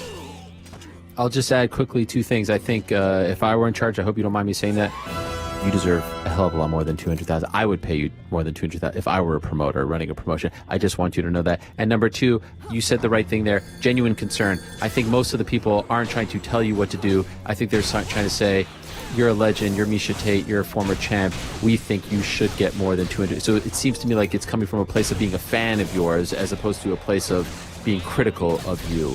If you, at least that was my read on the situation. Not people trying to make you feel bad, but just being like almost mad on your behalf.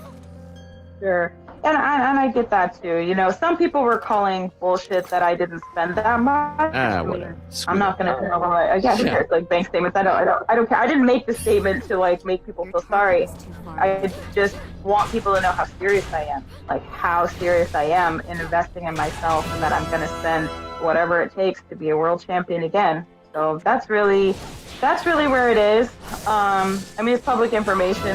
Most places what we got paid, like my pay was already released, so I didn't feel like it was a secret. You know, plus I got the $50,000 bonus. I was really happy about that. And then I think we got another $11,000 from, I don't know if it's Reebok or if it's Venom now, to be honest. It's confusing me. Yeah. Probably Venom, I think. Yes. Yeah. And, you know, so yeah, all in the end of the day, I walk away with some, and I'll walk away with a lot when I'm holding the belt again. And so it seems like, and I don't want to get you in trouble here, but the reports are out there. It's you versus Caitlin Vieira, October 16th. Is that accurate? So we're really close. We're really close. But, you know, I mean, I don't get excited until things are, the dotted line is signed and the contracts are out and it's, you know, it's official. But, I mean, yeah, we're looking in October. It's looking like Caitlin, but I don't have communications on her side, so I don't know yet. That's fair. That's fair. I'm not trying to get you in trouble or anything. All I'll say is, I was after the fight. You know, we play matchmaker fantasy. I was like, oh, this seems like a great time for Miesha versus Holly too. Was that ever under consideration, or am I totally off? Did you have a different, like maybe it was Vieira who you thought made most sense next, and that's what you got? It wasn't Holly for the reason that.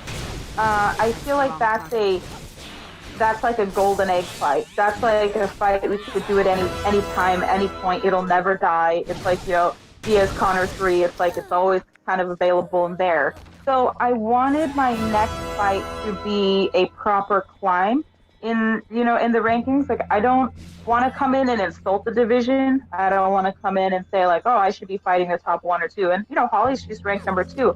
It is a fight I want at some point because I know I can do it better.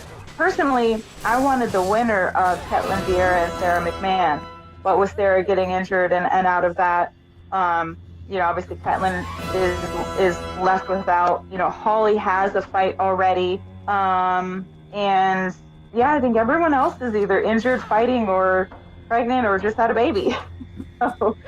So yeah, honestly, it's kind of a crazy time in the division right now. But Caitlin sounds like a very fine opponent, somebody I haven't got to fight yet, kind of fresh blood in the UFC, and I'm excited for, you know, that potential matchup.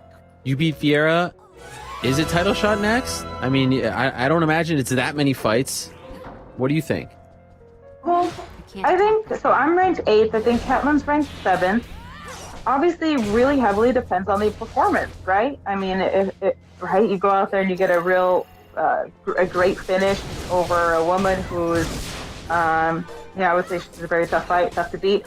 But but if it's not, if it's a little bit more competitive, either way, I still feel like one more fight probably before, because I don't want to waste time, but I'm also not in a rush. Everything will be when it's meant to be at the time that it's meant to be. So look, if it's like, an Aspen or I guess potentially Holly. Look, I'm not against the Holly fight, but in my mind, the way that I have this played out that I really want it to be is that I win the title and then Holly fights me for the title. That would be like my perfect storm, my perfect scenario. But either way, before this is all said and done, Holly and I will fight each other. I'm not dodging her. She's great and everything. Like, I appreciate her, but I think time and place is very important. So right now, that's not the fight we're looking for. But we'll get there eventually. Hopefully, when I'm the champion, she'll be able to challenge me for the belt. Two last quick things, and then I'll let you go. I know you do a lot of your training in Las Vegas. I saw you with DJ. That was really cool. Did you also go to Colorado with Trevor Whitman? I did for my last camp. I did. Part of the expenses. There you go. Right. Was that a first for you? Yeah, I made the trip. It was the first time out there in Colorado working with Trevor. However, when he was out here coaching on The Ultimate Fighter, I did dabble a little bit with him there, and I thought he really blew my mind. And it was somebody that left a big impression about thinking outside the box. There's a lot of coaches in this game who kind of reiterate a lot of the same things. Trevor's not one of those coaches. He's one of them that really thinks outside the box, and I think what he's been able to do, taking Justin Gaethje, who was a pure savage wrestler, really good wrestler, and now in the UFC, what is he known for? He's not known for his wrestling. Right. He's known for his striking, right? And he hangs with the best, and a lot of times he beats the best strikers, not even his background. So, and then you've got Rose, who from the ground up, working again with Trevor, has just made these incredible leaps and jumps and transformations with her. So, however much time I can get in with a genius like that, absolutely. So yeah, I did go out there and get to play a little bit hands-on. By the way, after you won in July, you hear from anyone that surprised you, that was happy for you? Anyone that kind of came out of the woodwork and sent you a message and said, "Yeah, congrats, welcome back"? Anything that you weren't really expecting? Gosh, I can't even think past yesterday, I swear. Yeah. Like when I go back and these things, you gotta give me heads up on this kind of question. I do some recon, some research. But no, I mean, like literally honestly, everybody, like so many people reached out to me to score, which was, it was kind of surprising. Like even the fan response, like I wasn't really sure what to expect. Usually social media is a pretty mean place, it can be hard. But no, everyone really had a pretty positive response, and I think I hold the record now in the UFC for having the longest time between fights, like the longest layoff, 1,709 days. Wow. But I came back, mom strong, feeling better than I've ever felt, and I'm excited to continue the wave. So if this is the next fight, then hopefully, we get to, hopefully that'll happen, and hopefully, I don't want to say hopefully, I'm going to go out there and do my best. Look better than ever. Well, I know a lot of some people made some good money on me. I did some signings recently and they were like, "I made money on you," and I was like, at least some people listen. Some people really were not sure what to think, and I was just so determined to win that comeback fight. So anyways, if you bet on me, thank you, and you're welcome. Well, it's one of the best stories of the year. Genuinely was so great to see you back, smiling, happy. It was a shame that it had to be Marion's retirement fight, but I thought that she handled it with a lot of grace and class. You are an OG of this game, a trailblazer, a pioneer, and you deserve all those accolades. As you said, social media can be a pretty nasty place at times, but it was really wonderful to see the reception that you got and how happy people were for you. So great to have you back in the mix. Great to have you back as a mom now, representing all the moms out there. You're an inspiration to all the moms out there. And I look forward, if it is October 16th, I look forward to you being back. But before then, I do look forward to being on pay-per-view this Friday. You can watch it on fight.tv at 10 p.m. Eastern. That's the main card, Invicta FC 44, A New Era, and then the prelims before the pay-per-view on Access TV in the U.S. and on Invicta's YouTube channel worldwide. Misha Tate will be calling the action as an analyst. Misha, always great to talk to you. Welcome back, and good luck on Friday. Appreciate it. Thanks, Ariel. All right, there she is, Misha Tate, joining us. She'll be a part of the broadcast team this Friday with our good friends over at fight.tv. Vacant Invicta FC strawweight title on the line. Emily Ducote against Danielle Taylor. Taylor, of course, holds wins over the likes of Jessica Aguilar, Jessica Penne, and Si Hee Ham. And there's an Invicta FC bantamweight title on the line as well, vacant. And so they're in this new era, new ownership, Anthem. And, I always used to compare Invicta to sort of the Montreal Expos, my favorite baseball team, who would build talent up only to see them go to the Yankees, to the Mets, to the Dodgers, etc. Although we did get Pedro Martinez from the Dodgers, but alas, I digress. And they reminded me of them. They would build great talent. They would sign great names. They would give them the proper fights. Name a female fighter she probably fought for them and did great things for them. And then they would go away. There was that one season of The Ultimate Fighter where it was Rose and Carlos Barza in the finals. The one no, that wasn't the one with Ronda Misha. It was the one with Gilbert Melendez, I believe, and Anthony Pettis. Yes, that's right. And like the whole season was UFC, was taken by the UFC from Invicta, and they were okay with that arrangement. But I think in order to get back on track, build some buzz, build some momentum, build an identity, you guys start keeping some of those fighters under contract. And, maybe think outside the box. What I've suggested, sign Frank Mir's daughter. You got to find the fighters that are moving the needle. Amanda Serrano, who's fighting on this Showtime card on Sunday, who dabbles in MMA. You got to find those names that move the needle while also building up your own talent. And then, Invicta's a name.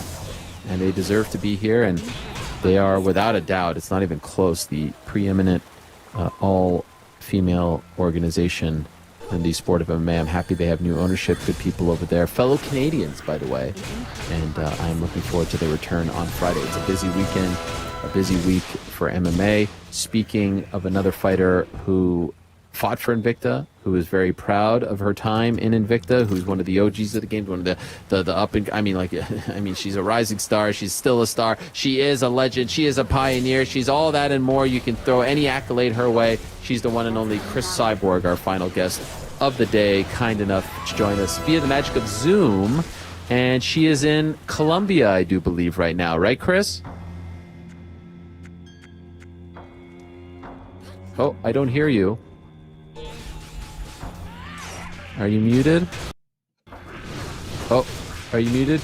Yes. Okay. Now I'm good. Now you're back. Hi, Ariel. How are you? Hello, Chris. How are you? What are you doing over there in Colombia? I'm in Colombia. I'm doing the treatments again, Bioaccelerate and put stem cells and whole body again. The fourth time I come here, and it's my family, Bioaccelerate. Yes, a lot of fighters are going over there doing this stuff, and so you feel like this really helps you. It keeps you rejuvenated. It keeps you healthy. People glow about this treatment. They say it's life-changing, career-altering. Same for you? Yeah, same for me. I don't have bad injuries all my career. I'm very blessed about this. But the little injuries I had along my career, man, now I don't have any problem. I feel great. I feel I can fight more 10 years. Wow. This is a strategy. It's fourth time coming in. Do you want to fight for another 10 years? Maybe, if I feel great, I don't know. If I feel my heart, God's telling me, no, Chris, it's time to break, I will. But I love to fight. It's my job. I use my fight for share my experience, help the community, I want to do more. Okay. And Chris, before we continue with the interview, I did want to send my condolences to you your longtime coach, Sillus. We found out he passed Yes. away. I'm very, very sorry. A legend of the fight game, coach to many, many great stars and champions like yourself. So I was very sorry to hear that, and I wanted to send my condolences to you, his family, to anyone who's known him and worked with him in the past. You know, very sad. You know, Saul is a beautiful heart. You know, I have the opportunity to do a lot of camps with him. And just to say for my condolences for all the families too, and all the support for them. Amen. Chris, one of the reasons why I wanted to have you on was last week, as you know, Kayla Harrison was successful, and you popped up on Twitter after her win and said, hey, let's go, super fight 155, this and that. She was like, oh yeah, of course you can make 155, all this stuff. And she only has one fight left on her PFL deal. Is this something that you want? What a fight it would be. Kayla Harrison versus Chris Cyborg. Is this something that you want? Is this something that you are going to try to actively get her to come to Bellator to fight you in this super fight? No, I think it's going to be a great fight for me. You know, she don't need to come in for 145. We can fight 155.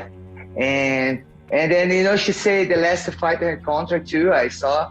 And I believe maybe she's can sign with the UFC, but she's make more money than Amanda Nunes in PFL. You know, I don't know how it's going to be works, but maybe we can do one fight champion versus champion. And Scott Coker can be my co-promoter. And maybe, you know, in the future. And it's a great fight, you know. People say, she's going to take you down. You know, I believe in the fight. Wrestling can beat judo. And she's maybe can take me down, yes, but they can take down her too. And there's an MMA fight. You know, the only, I think she's can worry about the strike, because if you see her cup fights, she's at 10-0 or 11-0. And the girls fight her like scared to get a takedown and scared to punch for takedown. And really, when you fight a judo girl, you can think about maybe you're going to get a takedown. Yes, it's an MMA fight, but you cannot be afraid to get a takedown. So, and she's afraid to strike too when she's fighting the girls, you know. And the example is when she's fighting Cindy Dandois.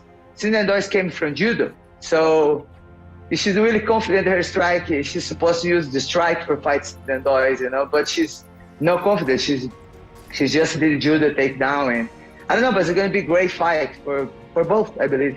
Interesting. Okay, so I said last week that I think she is already, despite maybe the lack of talent that she has faced, I think she's a top 10 pound-for-pound fighter right now. A lot of people said I was crazy. It's too soon. How can you say that? She hasn't fought anyone of note. What does Chris, who is a top 2 pound-for-pound fighter, what do you think of that statement? You know, she's repeat fight a lot of girls. Like she fight one Brazilian, I think maybe 3 times, and I respect all the girls. You know, I'm not here for saying, you know, she's not fight top 10. I respect everyone. But, you know, we don't need to talk about me or Amanda Nunes. You can talk about if she's maybe go to FC fight GDR, it's going to be a hard fight for her. Then they're going to expose her weakness. If you fight Holly Holm to Julia Budd, you know, I think you have a lot of girls can expose her weakness. So would it be fair to say you think she's a bit overhyped?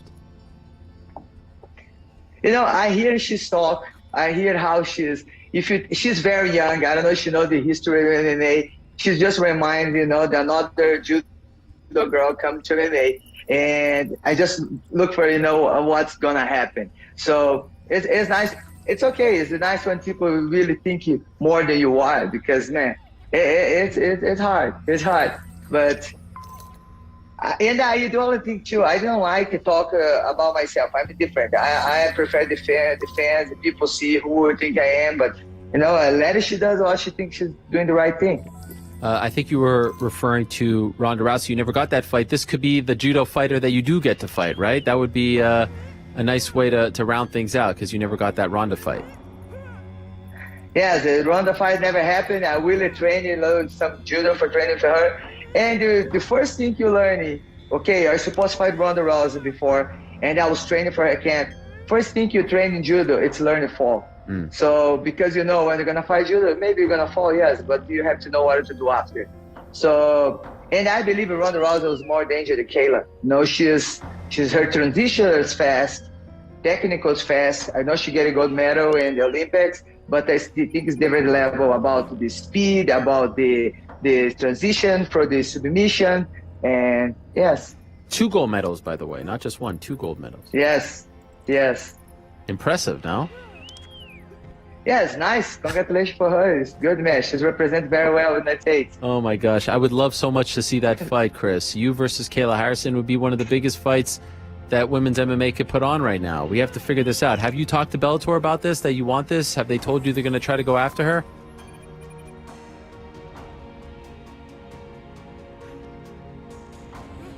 Did I lose you, Chris? No, I'm here. Okay, Can you hear okay. me? Yeah, I hear you. Yes. Yeah, you know, my next fight is going to be MMA. I'm really tired to waiting for the one boxing fight. I really would like to do this year. And I'm waiting out the outside, you know, moving on this thing for me doing my first boxing fight. I was having hope of being the Jake Paul and Woodland fight, you know, card. But the next one is going to be MMA. And maybe in the future, you know, for sure, Bellator like to do the co-promoter and they do another event, like together another event. Maybe if Kayla stay in the PFL, maybe we can do this fight happen soon than the people think about. And this is going to be very exciting. Okay, wow. I wasn't even talking about the boxing, but that's very interesting. Were you were trying to get on the Jake Paul Woodley fight, the fight card? You know, I was being talked, you know, with Scott. I've been talking to Audi, and now my next is going to be MMA. But I would like to do my last more 2 fights this year, and I would like to one be boxing, and for sure. Were you talking about fighting someone in particular? No, you know, I'm not here for a pick the opponent. You know, it's new word for me. You know, I'm just coming, new word for me. I just continue training, and we know who's, you know, Adi Attar and, you know, Scott Coker probably they're going to work together to see who can be my next opponent in the boxing. But my first one is going to be great. Okay. I know you wanted Katie Taylor. You've been talking about that. Any movement on that front? No, she's calling me out, Katie Taylor. You know? But, you know, I'm just, you know, it's honor for me. She's calling me out, you know, just continue training. And, you know, I respect her. She's a really great fighter, you know, and let's see what is going to be happen. I've seen you also discuss AEW, the wrestling promotion. Is there any talks of you doing any pro wrestling over there? My team been talked to them, you know, for a little bit, and let's see. I don't have anything to say now, but I wait soon. I can't say anything, and the guys, I sent some good news. Oh, okay. So there's something going on, some talks, some action. Yeah, you know, I always, you know, we talk for see, you know, new things coming. You know, I like, you know, adventure. I like learning new things, and let's see. Okay, wow, very interesting. How do you feel about all this stuff going on? Like Anderson now doing the boxing, Woodley doing the boxing, Tito doing the boxing, Vitor Belfort doing the boxing. What do you make of all these MMA guys going over to boxing? What does that mean? You know, it's McGregor opened the door for this, you know, and when he did the fight with Mayweather, it's really nice, you know. I think there's a lot of people doing MMA, like Anderson Silva, like for a long time, he's the one to do a boxing fight. You know, and finally he can have the boxing. He did the second on boxing now. And it'll be a great fight. It's cool. The people from MMA can do unboxing. It's different sport. It is. You know, you have to dedicate to, but it's going to be for sure. Everyone's going to the boxing is special. Who do you think wins, Anderson or Tito in the boxing? Because I know you have a relationship with both guys. Who do you think wins the boxing match? You know, it's going to be a tough fight for, you know, the pounds. You know, Anderson Silva say they want Tito Ortiz make 195 pounds. I think the really tough time is because how's Tito is going to cut. If he's cut, he'll be healthy and then recovery for this fight, I think he's going to be okay. But Anderson's going to be faster than him. But if he's have hard, tough cut, it's going to be hard because it's very bad when you get dehydrated and getting punched in the head. What about Jake Paul? How do you feel about him? You know, Jake Paul is having some boxing fight too. You know, Woodley came from MMA, have a lot of experience, a lot of fights. It's going to be a tough fight. You know, I believe the both. I hope I watch be tough fight, a great fight for all the fans. You have an NFT coming out, Chris? Yes, my team will work on, and you guys are going to be excited for the next one. You're doing a lot of business, Chris. I also got this note about an event that you're putting on. I want to pull it up here. I want to get this right. Please stand by. Oh, here it is. Yes. October 2nd, you're promoting NCF 10, which will be an all-women event in honor of breast cancer awareness. It's being held in Brazil, and it's being co-promoted by you and your brother, Rafael, who has a few MMA fights. It's being streamed on ncfights.com and on your YouTube channel. This is something that you've been doing more of. Why are you doing this? You know, I like back to my place and back to Brazil, give the opportunity for another fighters, be the champion, be, different places to go in. Because in the beginning of my career, I have the opportunity to. I have promoted doing small events and I can have a fight. It's very hard to do events. It's very hard. I would just thankful for my team and you see fights. Thank you for my brother. He's really working hard for make the fights happen. And we did the last Grand Prix, 135 pounds. The champion was Kyisis Silva, and the champion is gonna sign with Bellator. Now we wait Scott Coker in contact before we can do this happen. But in the next event is very special. It's gonna be October Pink. It's gonna be the card all women, and it makes me really happy. Maybe I'm gonna try being present and in person over there. But it's gonna be support in Brazil. We have one hospital, the biggest one in Brazil, maybe America Latina. The cancer, and then godmothers, the hospital, and they're going to be supported too. We're going to collect food for help the kids, and it's going to be great. And I'm very happy for promote the events and help the community. A couple more things, and then I'll let you go, Chris. We have this movie coming out with Halle Berry. Are you a part of it? I know you guys were very tight. That Netflix movie in November. Are you a part of it? No, I was supposed to be part of it, but if you see a little bit the story about Kat Zingano, I'm getting close. My story for her is getting close, but I'm not part of the movie. So you got blocked too from being a part of it? Are you kidding me? Yes, I am. Come on, Chris. Yeah, I was the first athlete supposed to be in the movie, so I'm the first athlete Halle Berry came to talk. She was in your locker room. She was that we saw the pictures and everything. Yes, but the things change. Wow. Politics. Are you upset? Politics.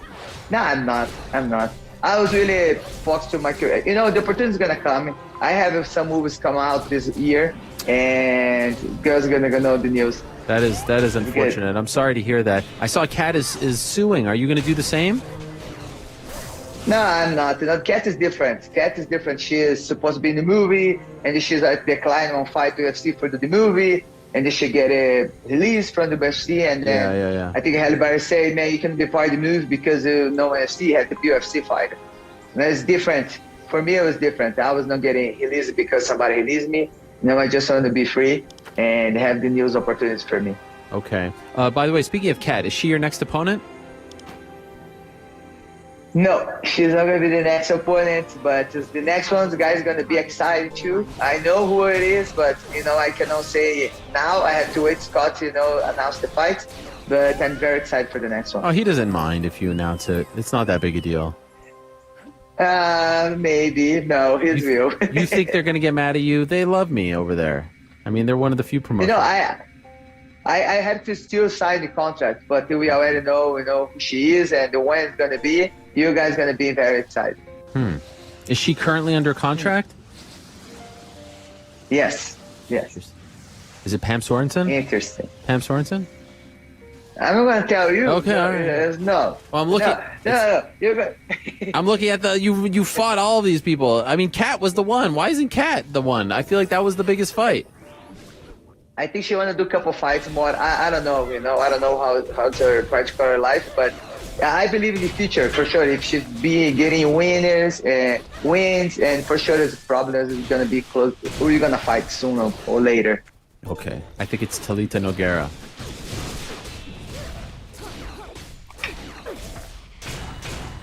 She froze on us. Perfect timing. It was Scott Coker who did it. Chris, can you still hear me? Oh, we lost her. She's getting a call from Scott. Hi. Oh, there you are. All right. I won't keep asking you. Chris, all the best. Thank you for joining us. I appreciate it. And don't keep me asking me. No, it's not nice. It's not nice. But Chris, I hope we get to see you versus Kayla Harrison next year. That would be fun. What a big fight. That would be a mega fight right there. I would love to see that. So hopefully that happens. But before then, we'll see you. By the way, what month? Oh, what month are we going to see you? Did you hear me or no? Maybe this is a sign. Yes, I coming back. All right. We'll see you soon, Chris. All the best to you. Ariel. See you soon. All right. Thank you so much for the opportunity. See you soon, Ariel. Yes, and thank you for your support as well with the return of the MMA Hour. I see it, and I appreciate it. Yes, thank you. All Bye. right. Bye. Thank you. There she is, the one and only Chris Cyborg. Could you imagine Chris Cyborg versus Chris Cyborg versus Kayla Harrison would be big business, if you ask me. Very big business. Interesting time in the sport. A lot of promotions popping up. Last year was a tough year, but I like the way we are currently sitting. All right, so one championship, like I said, on Friday, PFL on Friday, Invicta on Friday, LFA on Friday. A lot to watch on Friday. UFC on Saturday, Edson Barbosa versus Giga Chikadze. Big time fight at 145 pounds. You got the tough finale. You got Kevin Lee against Daniel Rodriguez. Gerald Mershard on the card. Abdul Razak Al Hassan against Alessio De Chirico. Sam Alvey, Dustin Jacoby, JJ Aldrich. Guido Canetti. That's all on Saturday, and then the big Jake Paul versus Tyron Woodley fight, which begins at 8 p.m. Eastern, live on Showtime pay-per-view. I'm not even gonna say featuring. I'll just be a part of it, and I am honored to be a part of it. Now, I asked my friends, my subscribers over on my Substack page to hit me up with some questions. Astanos, what was the name that I came up with? I came up with a name at the beginning of the show, and I don't remember. No, it wasn't From the Nose. I had a better name. What was the name? In any event, it will come to me. Anyway, this time I said, all right, you got to be a paying subscriber on the Substack page, arielhawani.substack.com. We're building it up. To ask a question, I see that I have a bunch here. And so let's answer some before we call it a week. How about that? Next week, going to be a fun one with Darren Till versus Derek Brunson. There's going to be so much to discuss coming off the big weekend. So the train shall roll on. I'll actually be flying in from Cleveland Monday morning and coming straight here because it's a Sunday card. So that's going to be very interesting. All right, let's see what we got here. With UFC, this is from Jake Olinar. With UFC Fight Pass having a lack of care for their library, losing what is one of their best promotions in Invicta, cancellations that often mean no exclusive prelims, and just going on ESPN Plus, I feel like the value of Fight Pass is significantly decreasing. Do you agree? I mean, there's a lot of MMA out there. There's UFC on ESPN, which is pretty much every weekend. Now they're putting Contender Series. Now they're putting Tough. There's Bellator on Showtime. There's PFL on ESPN. There's LFA on Access. There's Invicta on Access and pay-per-view. There's Cage Warriors on Fight. There's just a lot. Clearly, you're an American, because ESPN Plus is only in America.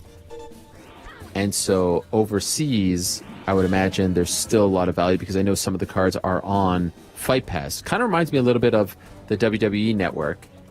They made the deal with Peacock in the States, but if you're in Canada or elsewhere, you still need it. And so I'm not going to advocate to cancel it.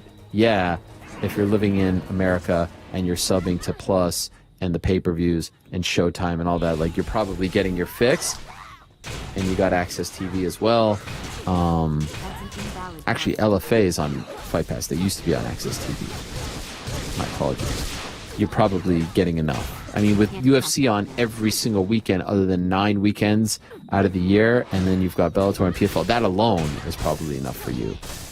But I'm not one who, like, actively goes back and watches some of the old fights. I mean, they've done some good original programming. I'll give them that. And I think that's going to be ultimately a huge thing for them as well. And the library's good. I mean, look what happened with WWE Network. There is a way to package this off and sell it and do it in a big way. Now, obviously, WWE Network was its own standalone thing, and they had the pay-per-views there exclusively. ESPN Plus has the pay-per-views, so it's a little different, but it's a moneymaker, and the numbers are up, and they've talked about it, so probably if you're overseas, it's of greater value.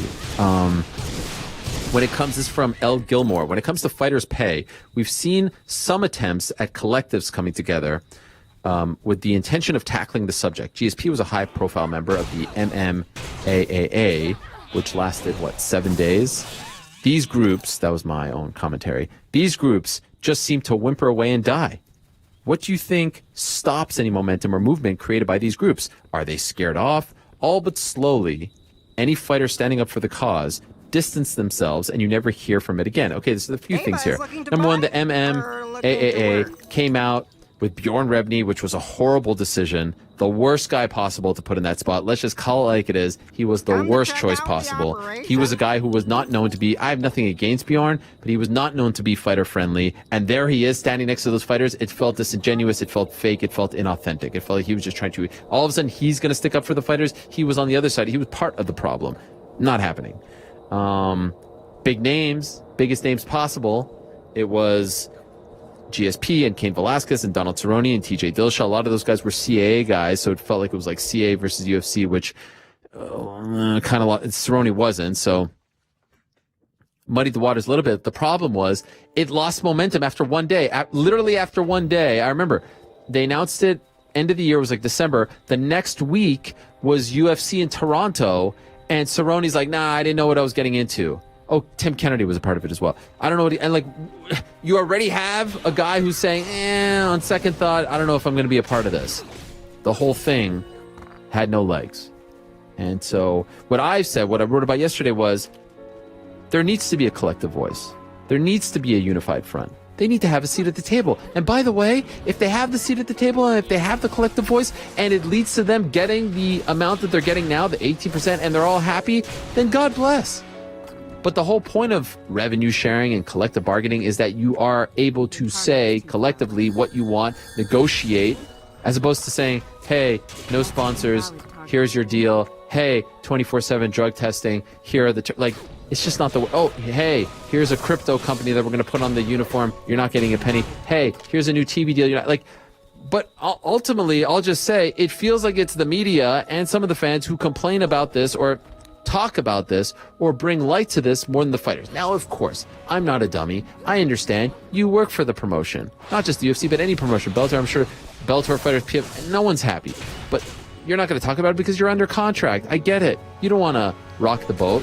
And the thing that has always been the issue is, all right, you've got almost like 3 or 4 tiers. You've got the top 1% who are living large, who are so far removed from everything else, they're not going to screw things up at this point. You've got the guys who are the champions, who are just starting to make the money, and they're like, I worked my ass off to get here. I'm not going to rock the boat. You have a guy who's a contender who feels like he's on the cusp of making the money. I'm not going to rock the boat. And then you got the 10,000 guys who are like, I'm here. I'm sure as hell not. And so no one wants to rock the boat.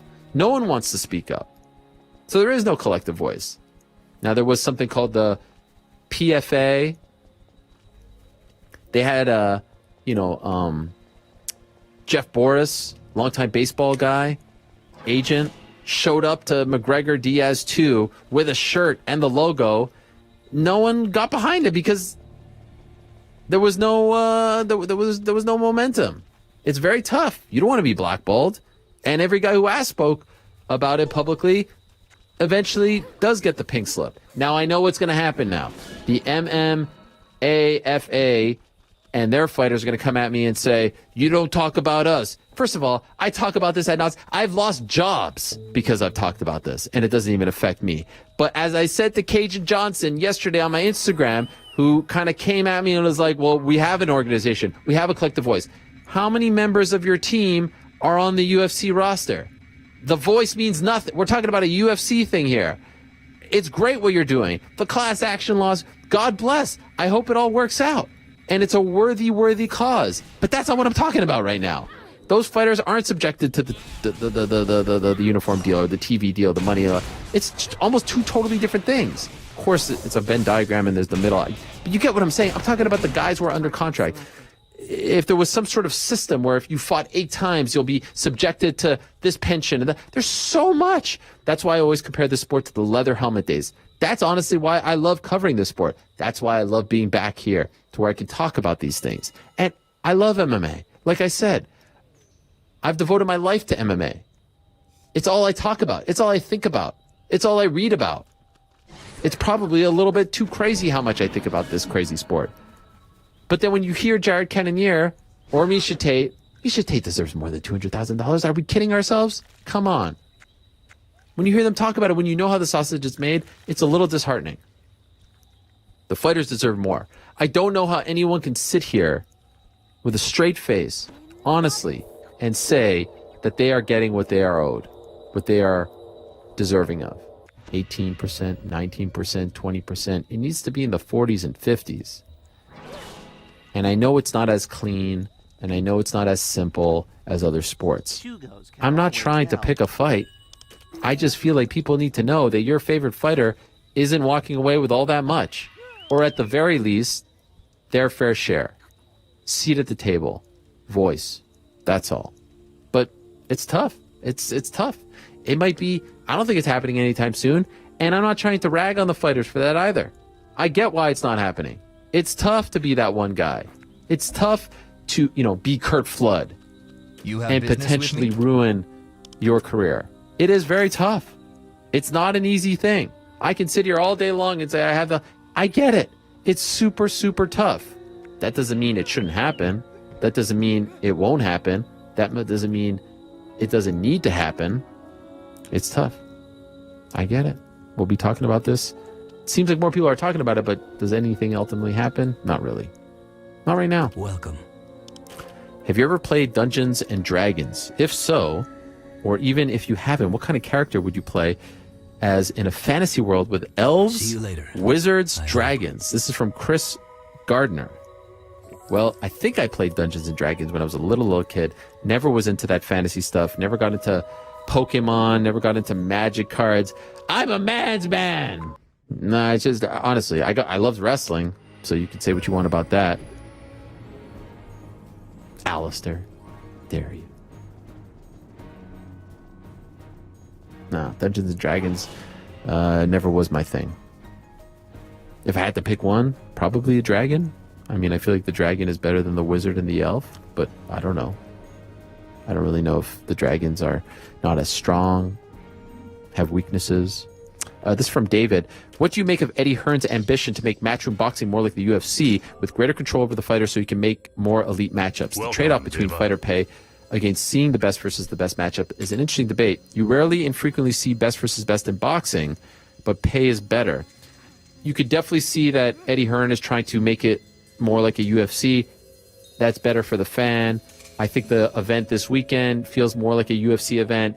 That's a proven commodity. There's a blueprint there. I definitely think that if you are a promoter who's trying to solely make it like the UFC, you're not going to be successful. Witness the fact that Zuffa boxing was never a thing, never became a thing. I told you it wasn't going to become a thing because no one's going to let someone come in there and control the way the UFC is able to control MMA because they were the leader. They were there first. That ship has already, it will take years to change the model that is boxing. And yeah, you're right. They do make more. They have more power. They have more leverage. They have more freedom. But it's splintered. So that's why I say I get why fans want everyone under one umbrella. Pro wrestling is a lot more like MMA. There's the dominant, brand, then there's the other brands, a lot more like MMA. They also don't have any representation, any collective voice, which I think they should. I'm all about, listen, you want to accuse me of being biased? The only thing you can truly accuse me of is I want the fighters to get paid as much as possible and get paid more.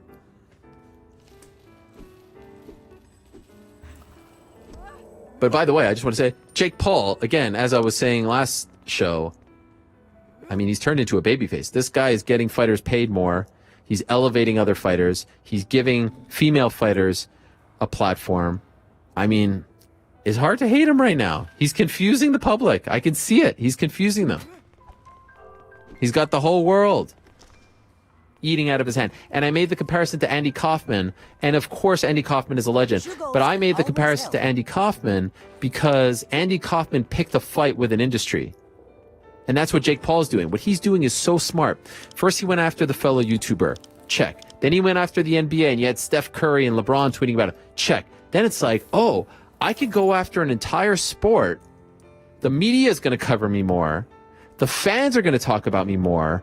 I could pluck these guys out who don't know how to box as well as I do, who are older than I am, and I could pick a fight with those guys and their leader and the faces of their organization.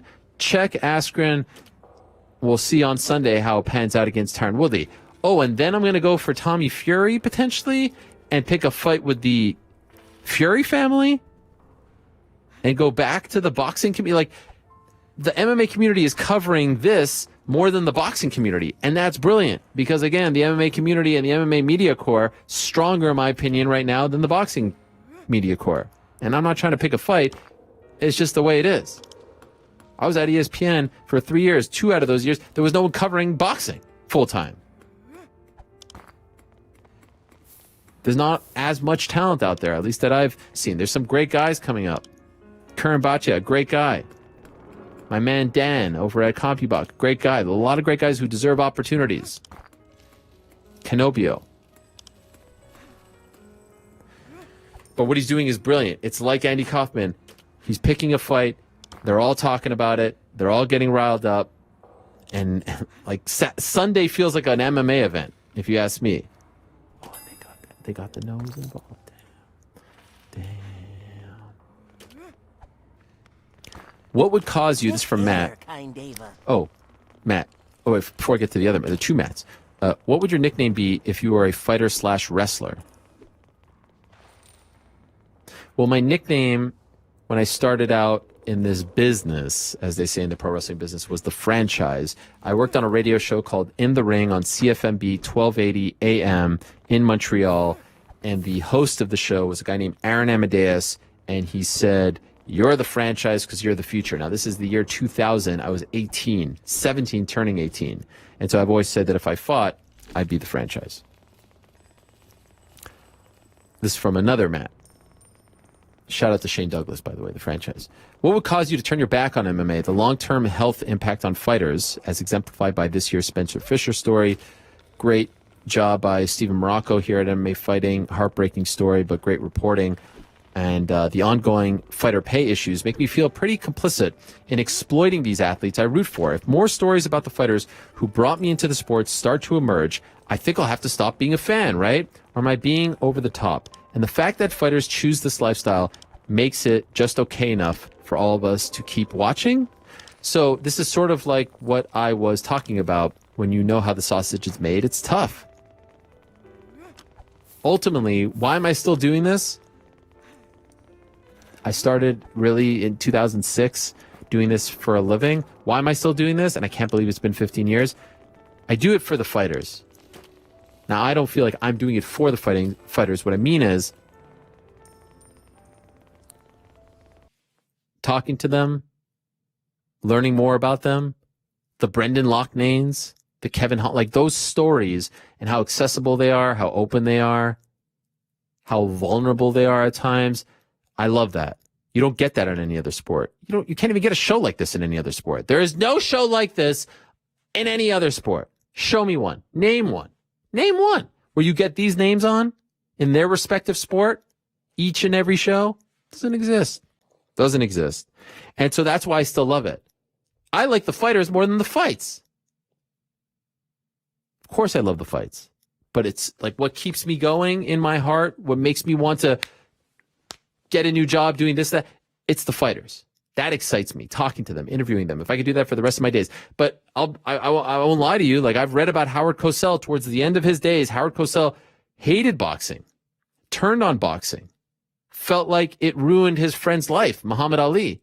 And now as we're getting older and we're seeing the guys that we grew up with, the guys who helped us fall in love with the sport, the Spencer Fishers, those great fights with Sam Stout, Chuck Liddell, BJ Penn, and you're starting to see those guys and the state that they're in and what they've been left with. That's why I talk about fighter pay now, That's why I talk about them getting what they're owed now. I hate to be a broken record here, but that's why. Because the window is so small and because they're left with nothing.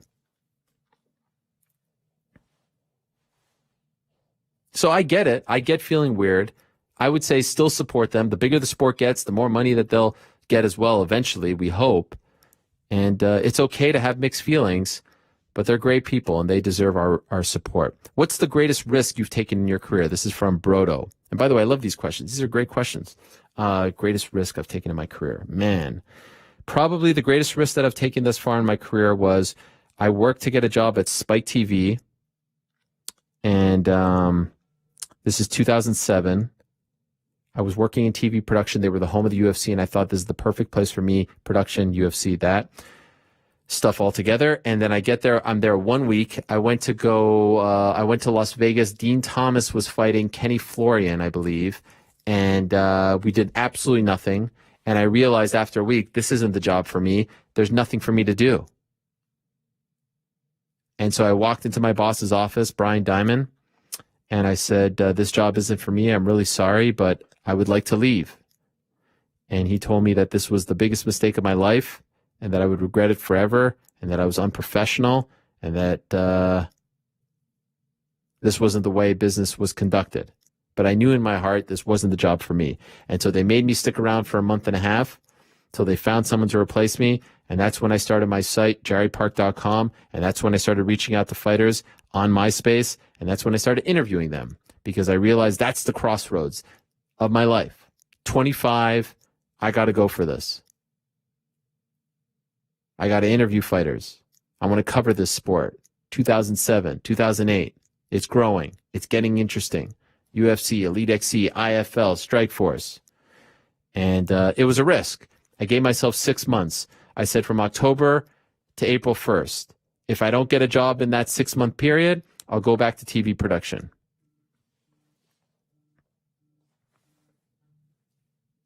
And luckily, with 3 days left, it's kind of crazy. My wife is actually calling me right now on FaceTime. With 3 days left on my deadline, with 3 days left on her birthday, no less, I got a job at MMA Rated. And so that was a big risk. In that period, I actually got engaged to my wife. In that period. I had nothing. I had no job.